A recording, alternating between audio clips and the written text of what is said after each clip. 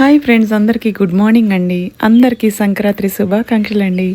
అందరు పండగ బాగా చేసుకుంటున్నారా? మేము కూడా సూపర్గా చేసుకుంటున్నాము. ఇవి మేము మాల్కి వెళ్ళామన్నమాట.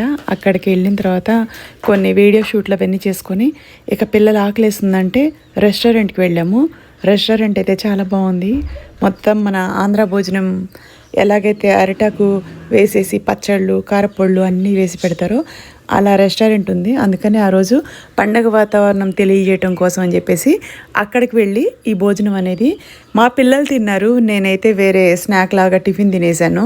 సో నాకైతే చాలా హ్యాపీగా అనిపిస్తుంది. ఎందుకంటే నేను ఈ పండగ వాతావరణాన్ని వీడియో రూపంలో నేను షూట్ చేస్తున్నాను.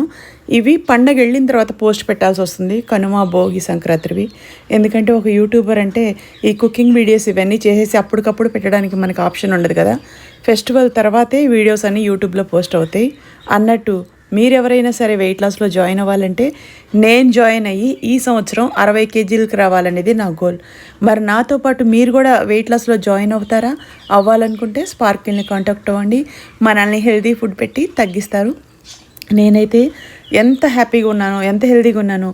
మరి వచ్చే సంక్రాంతిలోపు మీరు తగ్గాలి అనుకుంటే ఇంకెందుకండి ఆలస్యం? స్పార్కిల్ని కాంటాక్ట్ అవ్వండి. 3-4 సంవత్సరాల అనుభవంతో చెప్తున్నా, తగ్గిపోతారు, హెల్తీగా ఉంటారు. మీరు బాగుంటే మీ ఫ్యామిలీ బాగుంటుంది. మరి ఇంకెందుకు లేటు? నాతో పాటు మీరు కూడా హ్యాపీగా స్పార్కిల్లో